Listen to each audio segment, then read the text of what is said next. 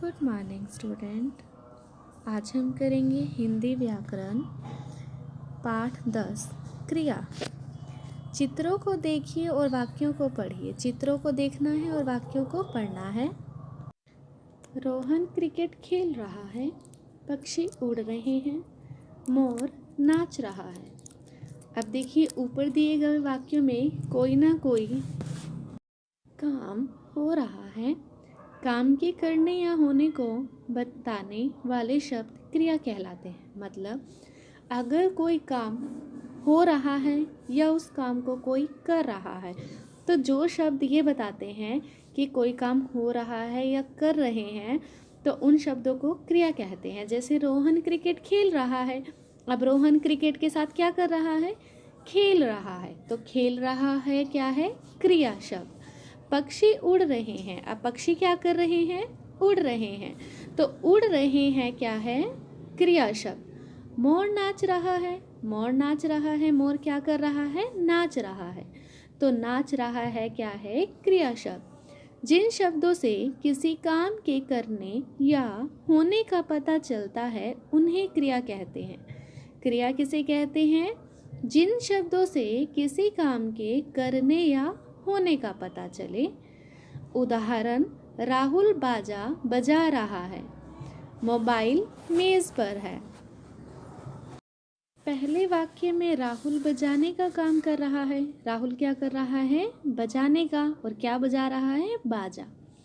वहीं दूसरे वाक्य में मोबाइल का मेज पर होना पाया गया है। मतलब जो मोबाइल है वो कहाँ है? मेज़ पर। तो हमें ये कैसे पता चला कि मोबाइल मेज़ पर है शब्द से पता चला है ना। तो यहाँ बजा रहा है तथा है क्या है? क्रियापद है। कई बार क्रिया की नहीं जाती स्वतः हो जाती है। कई बार तो हम क्रिया करते हैं और कई बार वो खुद होती है। जैसे नदी बह रही है। अब नदी को हम तो नहीं बहा सकते ना, तो नदी खुद बहती है। तो ये काम खुद हो रहा है।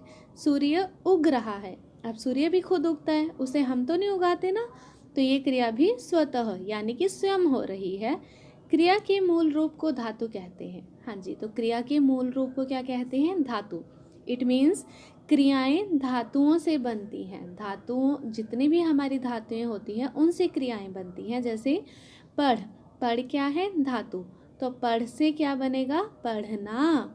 हंस, हंस क्या है? धातु। तो हंस से क्या बनेगा? हंसना। उठ, उठ क्या है? धातु। तो उठ से क्या बनेगा? उठना। लिख से बनेगा लिखना और सो से बनेगा सोना। क्रिया के भेद, क्रिया के भेद कितने होते हैं? नीचे दिए गए वाक्यों को पढ़िए। हमें जो नीचे वाक्य दिए गए हैं उनको पढ़ना है। रीना हंसती है, हलवाई बना रहा है। अब इस वाक्य में हंसती क्रिया से पूरी बात स्पष्ट हो जाती है कि रीना क्या कर रही है? हंस रही है। लेकिन जो दूसरा वाक्य है हलवाई बना रहा है, तो इससे हमें यह स्पष्ट नहीं होता कि वह क्या बना रहा है। जब तक मिठाई नहीं कहा जाएगा तब तक कथन पूरा नहीं होगा। तो मिठाई बना रहा है क्रिया का कर्म है। मतलब देखो, क्रिया तो रीना हंसती है में भी क्रिया है और हलवाई बना रहा है में भी क्रिया है। लेकिन रीना क्या कर रही है हमें पता है, वो हंस रही है, ठीक है। लेकिन हलवाई क्या बना रहा है वो हमें नहीं पता। तो ये दोनों क्या है? एक में कर्म है और जो दूसरी वाली है उसमें कर्म नहीं है। तो हम कह सकते हैं कि हंसती है तो अकर्मक क्रिया है और दूसरे वाक्य में बना रहा है तो वो भी अकर्मक क्रिया है। लेकिन जब उसमें हम लिख देंगे मिठाई, हलवाई मिठाई बना रहा है, तो वह क्या बन जाएगी? सकर्मक क्रिया। इस प्रकार क्रिया के मुख्य रूप से दो भेद होते हैं, अकर्मक क्रिया और सकर्मक क्रिया। अकर्मक क्रिया जिसमें कर्म नहीं होता, सकर्मक क्रिया जिसमें कर्म होता है। अकर्मक क्रिया, जिन क्रियाओं को कर्म की आवश्यकता नहीं होती उन्हें अकर्मक क्रियाएं कहते हैं। जैसे सुमित दौड़ रहा है, उसको कर्म की ज़रूरत नहीं है, सुमित दौड़ रहा है, हमें पता है दौड़ रहा है। अब देखो अगर लिखा आ गया सुमित दौड़ रहा है तो हम कैसे पहचानेंगे कि ये सकर्मक क्रिया है या कर्मक क्रिया है? अब सुमित क्या कर रहा है? दौड़ रहा है, हमें पता है, तो ये क्या है? क्रिया है। लेकिन कहाँ दौड़ रहा है हमें ये तो नहीं पता है ना। सड़क पर दौड़ रहा है, पार्क में दौड़ रहा है, या फिर स्कूल में दौड़ रहा है, हमें नहीं पता ना कहाँ दौड़ रहा है। तो इसी वजह से ये कौन सी क्रिया है? अकर्मक क्रिया। प्रीति हंस रही है। अब प्रीति हंस रही है हमें पता है, लेकिन किस बात पर हंस रही है, किसके साथ हंस रही है, तो ये तो हमें नहीं पता। तो ये कौन सी है? अकर्मक क्रिया। और सकर्मक क्रिया होती है जिन क्रियाओं के साथ कर्म होता है। जैसे सुभाष पुस्तक पढ़ रहा है, अगर लिखा था सुभाष पढ़ रहा है तो वो अकर्मक क्रिया होती। सुभाष पुस्तक पढ़ रहा है तो ये क्या है? सकर्मक क्रिया। मोहन दूध पी रहा है, देखो मोहन पी रहा है, अकर्मक क्रिया, और मोहन दूध पी रहा है, ये क्या है? सकर्मक क्रिया। इन वाक्यों में पुस्तक तथा दूध कर्म है, अतः पढ़ रहा, पी रहा कौन सी क्रियाएं हो गई? सकर्मक क्रियाएं। आओ अभ्यास करें। नीचे दिए गए वाक्यों में से कर्म छांट कर लिखिए। कर्म छांट कर लिखना है। माली पौधे लगा रहा है। अब माली क्या लगा रहा है? पौधे। तो पौधे क्या है? कर्म। माँ चाय बना रही है। माँ क्या बना रही है? चाय। तो चाय क्या है? कर्म। मोहित पत्र लिखता है। मोहित क्या लिखता है? पत्र।